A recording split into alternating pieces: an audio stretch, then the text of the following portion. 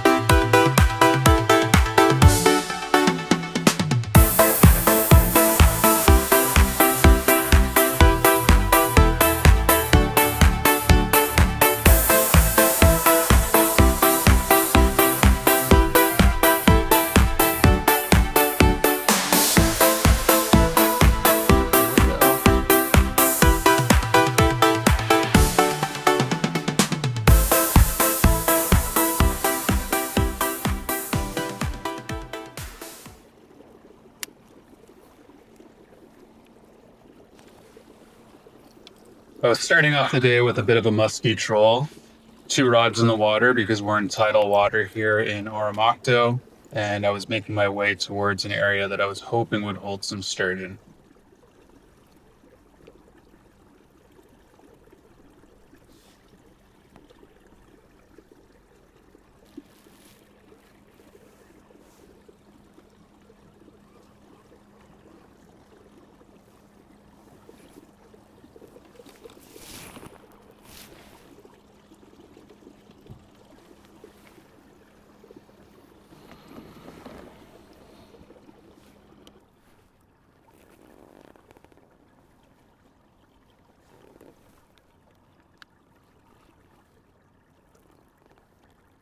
My only experience fishing Oromocto came last year during the hook and paddle tournament. I didn't get into any sturgeon that day.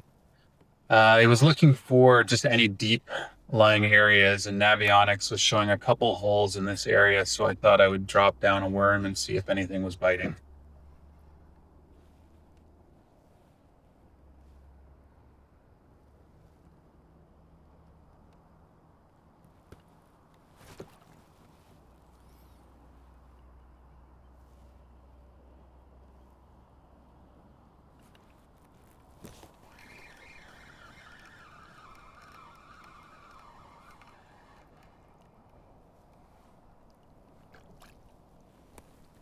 Nope.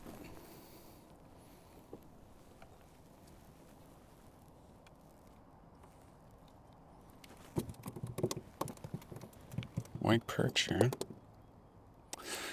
Not a sturgeon.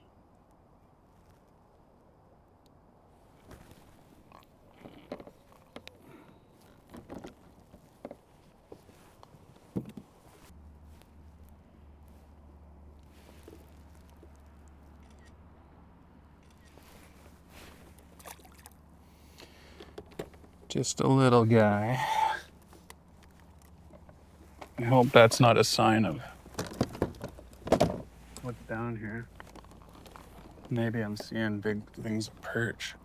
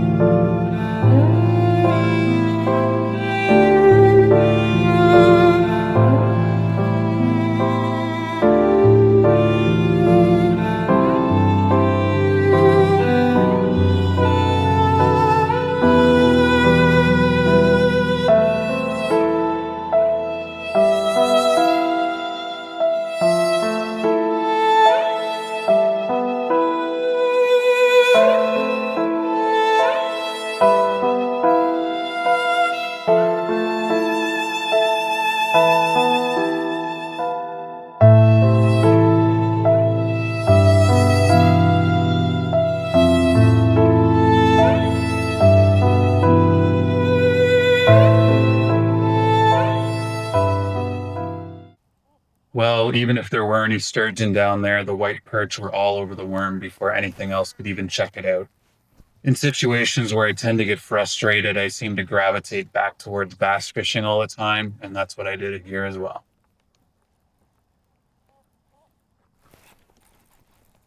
There's one. Don't know what it is yet. It's a smallie. Not a bad one. Oh, yeah. Come here.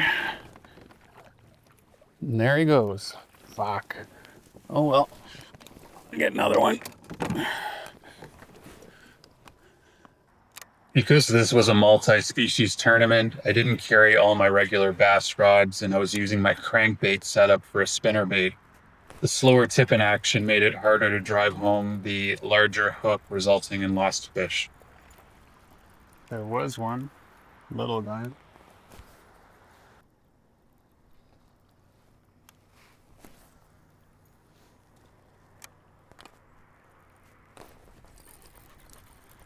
Ah, that was a good one.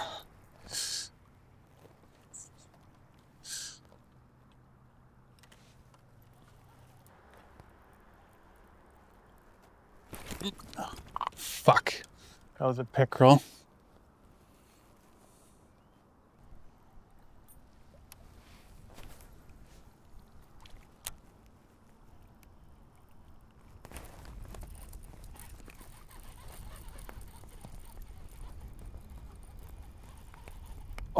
got off. That was a good fish.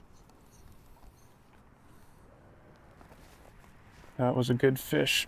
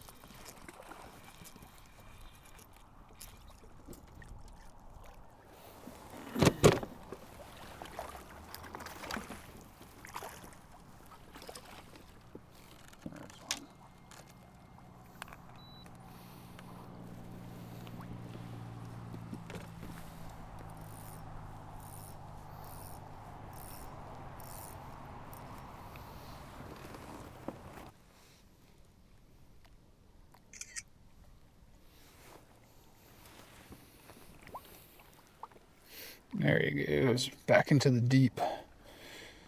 Last year, fishing this stretch of river, I'd had some success casting a jerkbait. The one major difference, though, was the water levels were way down. Usually it was about 5 or 6 feet. We were down to 2 or 3 feet now.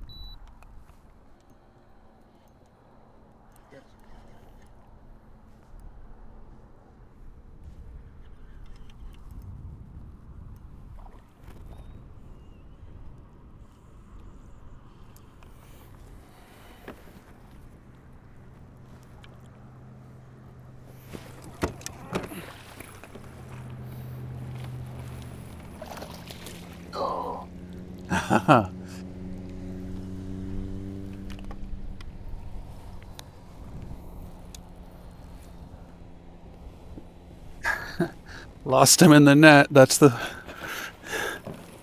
was close.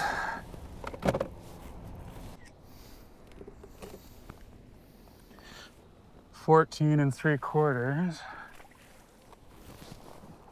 They seem to like this bait though, which is good. Although I was getting into some fish, my path upriver was going to get a lot more difficult due to the low water conditions.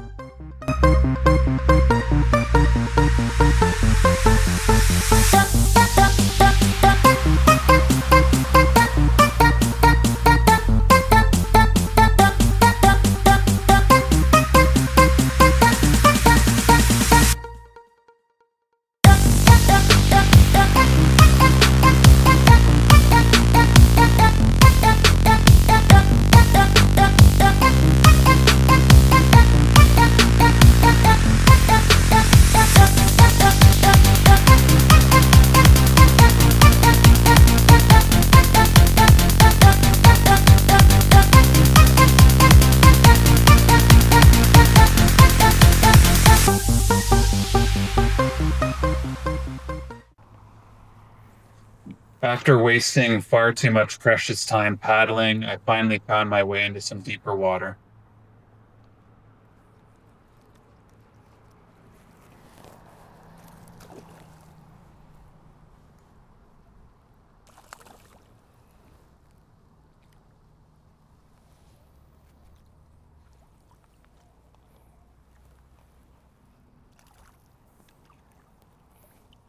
Not big.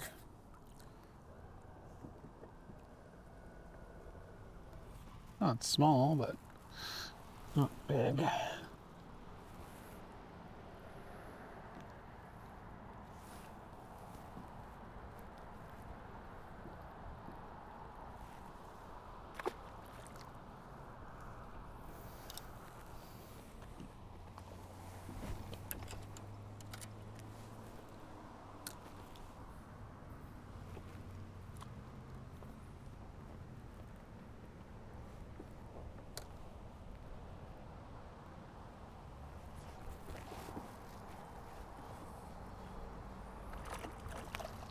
There's a perch. Knew I'd get one.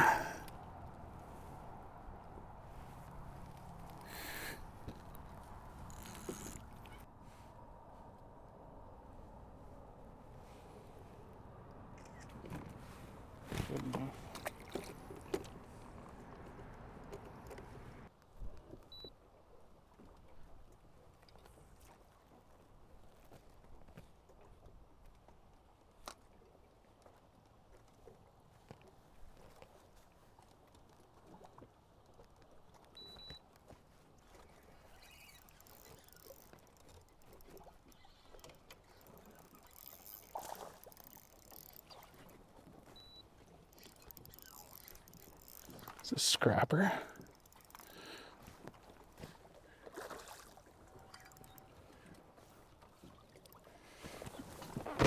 I don't think he's that big.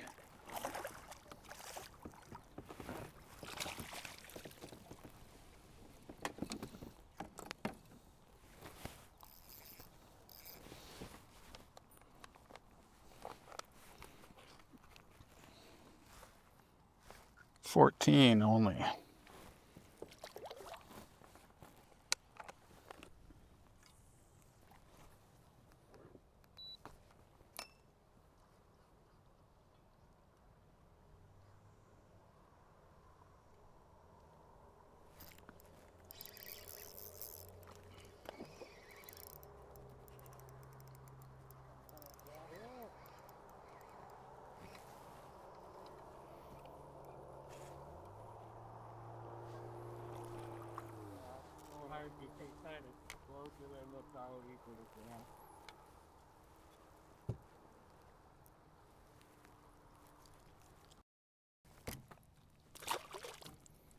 Oh, well, you know, I don't have much desire to go on the land yet. Wait till the waters. Yeah, the bugs and crap and. Yeah, another month. Yeah.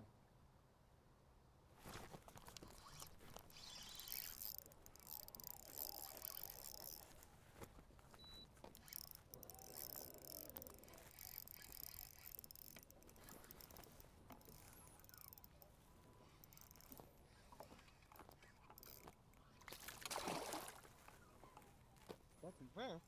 Really like these good frost fall or at least stuff though. There's a lot of rock out here. Again, I don't know if it's natural or not, but.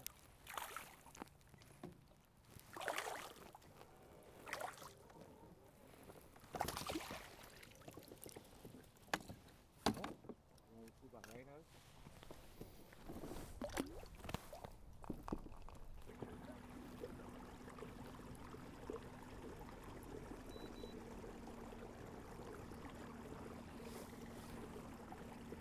That's a nice one you put there. Oh, thank you. Pardon?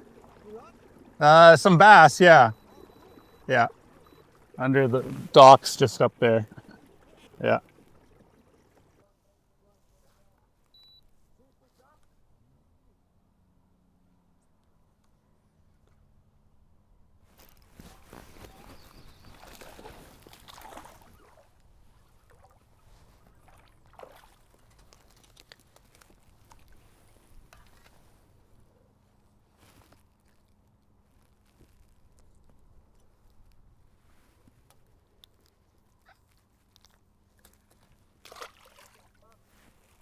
With time ticking away, I found my day had turned out quite different than planned.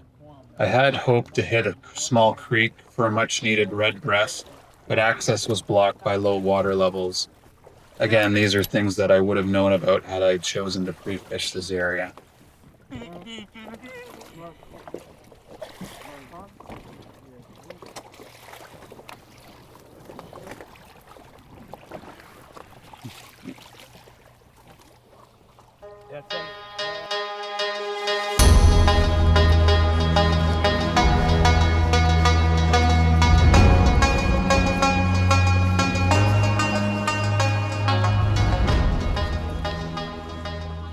Due to some GoPro power cable issues from the rain the night before, I was working off batteries, and unfortunately I didn't get any footage of me reeling in this sturgeon.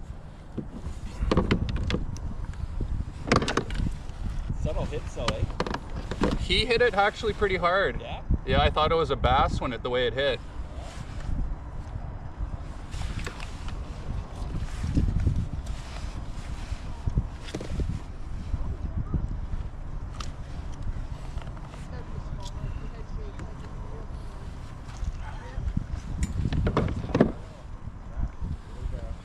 Yeah.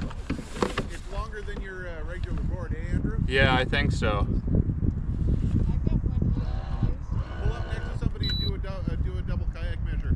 All right. I'm coming over to you, Andrew. You owe me one, so. Yes, I do. Come on over. You can use your paddle too, eh? Oh, yeah? If it's got the measure. Oh, this one doesn't. Yeah. Positive.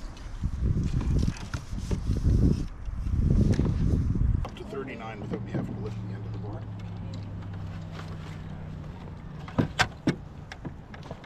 Got it. Sit down. Alright. 35 and a quarter. Cool. Easy, buddy. It's alright. Good. 35 actually. Still. Nice. Do you want to be able to, can you snap that if I put my hand there? Yeah. Just don't drop it. No, I'll try not to.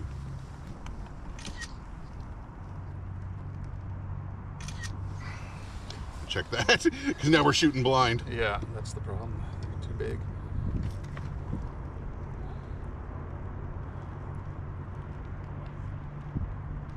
Yeah, I can see. Perfect. There. Awesome. Mind getting a photo for me? Not at all. It's just my first ones. Yep. Take that. You take the fish.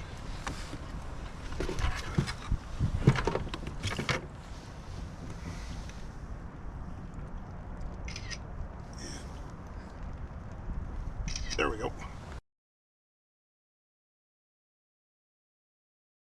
Cool. Oh, jeez. I'll hold your phone until you're done drifting away. You don't have to hold him till he kicks. You can just submarine him. Okay, there he goes. Straight down. The remainder of my day was going to be a mission for muskie.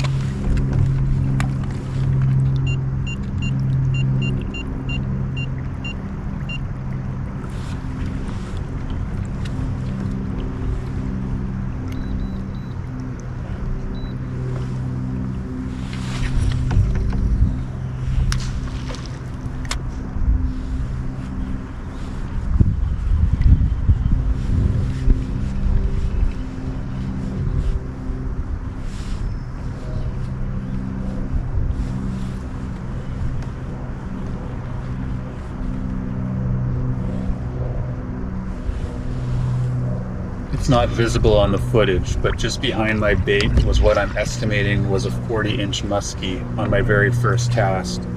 After circling the kayak, I swam away, but honestly this was probably my most exciting moment of the 2025 multi-species series.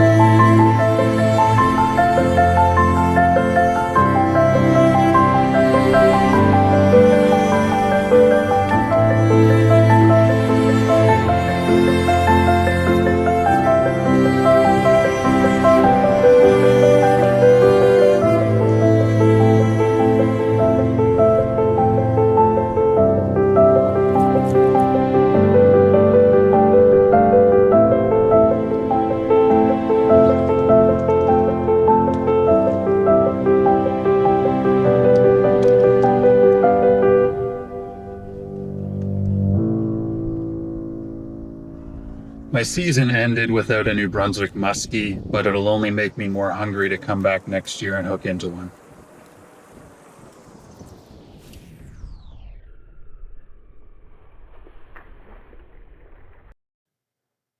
It was then time for the end of season awards. All of the anglers headed over to Minnow Tackle Shop where many prizes stood by. I ended up with a Walters Baits draw and also a pair of Costa sunglasses. I had planned on trying to finish in the top 10. However, I finished in 12th, just outside of that. Room for improvement for next year.